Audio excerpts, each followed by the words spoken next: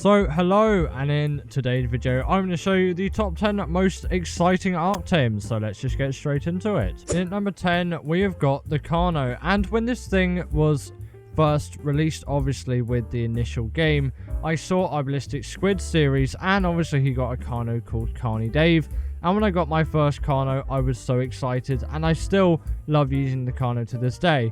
Well, mostly for nostalgia reasons, I do think the Carno does have some good advantages, and I think it is a very exciting creature overall. While people may prefer the Aloe for its bleed ability and pack abilities, the Carno can still deal bleed damage as well, and I do like the small form factor that the Carno gives too. They're also ridiculously easy to tame as well, especially on ASA with the baby Carnos, and then you can just kill the parent and then get the baby Carnos that way. But since they're TLC and they've got the extra bleed ability, I think the Carnos are still pretty useful, especially for PvE. I can see no use in PvP use for the Carno, of course, but for PvE stuff, I think the Carno is still an incredibly useful dino, and for that reason, I think it's exciting, and obviously it's just exciting for me. It's an excitable creature, it's got some great abilities, it is of a good size where I think people enjoy it, and you know, it deals good damage, and for that I think it is an exciting Ark Tame. Next up we got the Vonaur, and my reasons for this is just because of how cool this creature looks and the abilities that are offered by this creature. It's absolutely insane, like that this is a creature that shoots spines out. It's essentially a living turret. There's no other creature like it in the Ark universe really, and just patrolling on extinction here, like there's nothing that beats it. On an ASA they're still absolutely amazing, and with all the new graphical fidelity as well, it's great. And you can just see me shooting into that theory there. Well, potentially a little bit creepy at times with some of the abilities, and you'll see that in a second. I just love the abilities of this thing, and still love the abilities that come from the Vonaur, and that's why I think it's so exciting. I loved it at release, and I still love it now. You've obviously got the R Vonaurs on Gen 2 as well, and they are great offerings on top of the base Vonaur being an even stronger OP version of the original. They do great damage, they work great as turrets, and they do scale with melee as long as you're riding them. Sadly, if you're not riding them, they don't work, but I never use these things as base defense. I'm always going out with them, and they're absolutely amazing for it. Coming out next, we have got the Mantis, and what a creature this is, really, in my opinion. The Mantis is one of those where it's like, oh my god, I love the abilities that are offered by this thing. The fact that it can hold two weapons and you can use them around and just hack and slash anything, or use it for mining and utility, is such a great concept to me, and that's why I put them on this list. Again, there is no other creature like it when it comes to the Mantis, and while yes, the durability is less on these weapons than what it would be if you just shoot it yourself, you're on this fast, crazy Mantis that's swinging these things around, and you can see how much damage it's doing to that Diplo there, so it's by no means ineffective. Pikes are personally my choice of weaponry rather than swords on this thing, but I decided to demonstrate with swords because why the heck not, really. Swords just look the part, I guess, more than pikes, but usually a good ascendant pike, it will do wonders with a Mantis, and obviously you can harvest with an ascendant pick or an ascendant hatchet. They're great for my metal gathering as well, while I can just use an Anki. Sometimes I like to go out with the Mantis because I just think they're fun and cool to use. I'm not being 100% practical when I do that with a Mantis, but I still think they're great for it. So for the utility and the ability, they have to be here. At number 7, we have got the Rhino, and this is one of those where, although be it a new creature, I still think it was exciting around its release, and although I didn't particularly like it around that time, it's definitely grown on me, and although it's very nerfed in ASA, I still think it does wonders for me. So I really do like the Rhino, and it's still an exciting creature to me. While its tame method is a bit of a rip-off of the Reaper, frankly, they're still rare enough that, you know, there's an element of excitement in their taming method, I think. and obviously you have to kill a male one first, so there's some extra steps involved, and you have to sacrifice the creature on top of it. There's a lot of preparation work that you need to do, and also it's made the swamps an even worse place to be in. As you've got this thing chasing you in the swamps, you're absolutely done for, and it's an already hated biome, let's say. But once you've got one, they are very fast travel mounts that can pick up Rexes and all kinds of creatures like that, which is just such an exciting concept in itself. Usually you just have to cryo those things, and you just, whatever the biggest thing you could pick up on a Quetzal was what you could get around with, like Stegos, and I think you can do Mammoths with a Quetzal as well, but not Rexes and Parasauritheriums like you can do on a Rhino Ignatha. And while using all the taming foods, I think, is a bit rubbish for getting 100%, because I don't use these things for combat particularly. I don't do that personally. With the aid of a net gun, they're not too difficult to tame, and they're great for just flying around and transporting stuff around, and they've got such novelty to them that I think that's what gives them the excitement to put them on the list for me. Next up, we have got the Crystal Wyvern, and the reason why this excited me so much at release is it's essentially just a wyvern, but easier to tame, and in my opinion, with cooler abilities. Fire wyverns are great and all with all the other options that you get on Ragnarok and Scorched Earth, but these added some new concepts which you wouldn't usually associate with dragon type creatures. You could have this tropical one, which is being shown here, and my personal favorite, the Blood Crystal Wyvern, which could suck the blood of its enemies, a bit like what the Desmodus does, although without some of the utility offered there. And, you know, they were just added so much sort of versatility to the Wyvern, let's say, and they came at a much cheaper cost, and they would passive around the place as well. I think these are a great take even on the Wyvern, and they have all the same abilities offered. While there is a level cap on when you can actually start taming these things, I still think a quick Explore run does wonders, and you can tame it in your first session or two if you're on Crystal Isles, and they really do wonders, especially the Blood Crystal Wyvern being my favorite there.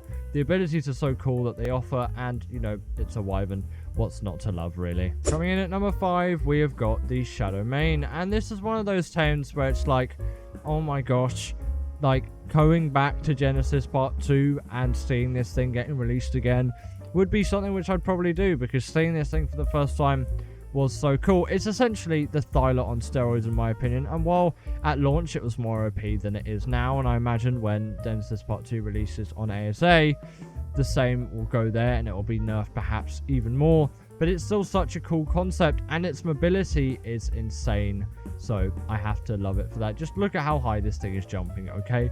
What's not exciting about that? And of course, it's got so much practical use. It has the hydration buff, and they can like scale up their damage and deal even more. They generally look cool. While the taming method is by no means exciting and is just really annoying, I still think everything else about them makes them great and so exciting as a creature concept and as a creature. Now, the Bloodstalker is one of those where I think potentially it's a bit underrated for what I would rate it at, because I personally love the Bloodstalker and use it for all of my underwater travels. I think it is a great creature for traversing underwater regions of the map, and, you know, generally I think it's got a really cool, exciting design. I personally like spiders myself, and so get along with the Bloodstalker's design very well, and I think its taming method is cool, obviously the same as the Desmodus's, or rather the Desmodus's is the same as the Bloodstalker's, and I think it works effectively for what it does, and it's exciting, because you're basically like Spider-Man, but in Ark, and its underwater speed versatility just makes it so great for me, and while I'm not showing the best example of it here in the B-roll, it is still a creature which, you know, when used perhaps a little bit more effectively, this B-roll was done a little while ago, and on a map which doesn't really suit the Bloodstalker. If you get a map that suits it, or if you're just in the underwater regions, it's an absolute breeze to use, and its abilities are great as well, like sucking the life and some other creatures nearby. Personally, I would like to see the blood bag farming capabilities of the Desmodus on the Bloodstalker as well. That would really make sense to me. But apart from that, it is such a cool and exciting creature, and if you haven't given it a go before, please do, because it is 100% worth it. Coming in at number 3, we have got the Mwing, and what's not to love about a flying, or rather gliding, platypus that travels basically at the speed of light. This thing is an insanely quick travel mount, and considering its saddle was unlocked so early on, and its tame can simply be done with some trank arrows and a few signs, this can be had in your first hour of Ark easily, and even first half an hour, especially considering how cheap the saddle is on top of this too. I think it's unlocked like at level 18 or level 19. It's absolutely insane with a creature like this. The Mwing is the pinnacle of travel in my opinion, and while maybe not the best for a map like Aberration, and where there's a lot of incline sections, it works great in every other scenario, especially in the declines, obviously, because, you know, it's a glider rather than a flyer. And it does have uses as a feeding trough as well for you people who like to breed dinos out there, and myself included with that. But the main excitement comes from the ease of travel and the fact that it can be unlocked so early on. It can also gather berries as well, which is a great ability on top of it, but that's not the main reason for my excitement for it. In at number 2, we have got the Reaper, and this personally is a favorite of mine just because of the taming method. It was so cool at the time, and I think personally what's not to love about the xenomorph style taming method that comes from the Reaper. It's so fitting to the xenomorph that it is, obviously, and while the Reaper Queen, which I'm actually showing here rather than the Reaper King, which is the only thing you can actually tame, does lack a great ability which the Reaper Queen has in its tail ability, I still think they are both great creatures, and the excitement of taming one for the first time and the massive process on Ab was simply nothing that can be replicated with basically any other Ark creature. It was so exciting to get your first one, and you do anything not to lose it. On Ab, there was all this process of getting out of the depths as well, and that whole impregnation stage too. There's so much to it, mainly in the taming and obtaining and getting this thing process, but once you had it, you felt like an absolute god, and you felt like nothing could really face you, and it is truly like such an exciting Ark tame. And in at number 1, you probably expect it, it is the Deinonychus, the absolute pinnacle of Ark creatures for me, obviously on Valguero. Can't wait for this thing to come to ASA. This is just such a great Ark creature for me. It is packed full of abilities I love. Firstly, its taming method is great. You can get this thing up quickly just by finding a nest and getting some torches out and raising this thing up. But also, it can grip on to large creatures, absolutely tear them to shreds with the bleed ability. And it's great on bosses too, because of course it works on bosses. And once you've got the pack buff as well, you are absolutely flying in the damage department. It's insane what you can do with one of these things, and truly, oh my god, they are fantastic, especially with the speed and the agility which they've got. And of course, they don't take full damage too. While their climbing is a little bit finicky, especially compared to something like the Thyla, once gotten used to, it really isn't too much of a problem at all. They are great climbers and can traverse basically any environment which you'd want them to, apart from underwater areas, but you're not really using them for that. Their speed and agility across the mainland is simply unmatched, especially with their damage dealing capabilities and their insane boss fighting skills. So nothing really gets better than the Dine for me when it comes to exciting Ark creatures, and perhaps you feel the same, but of course you can always leave your comments down below. But anyway, that is the end of today's video, and I hope that you enjoyed. Comment down below what the most exciting Ark creature is for you, as I want to know your thoughts, of course, and I'll see you all in the next one. Bye! And give it up for our patrons, Ekaterina Puchkova and Karina Thorne, Dominic Macy-Jewski, sorry about that name, and everyone else that's on this list. All the people I've mentioned are paid members, and if you feel like that's something you want a shout out at the end of the video, go join the Patreon or become a paid YouTube member.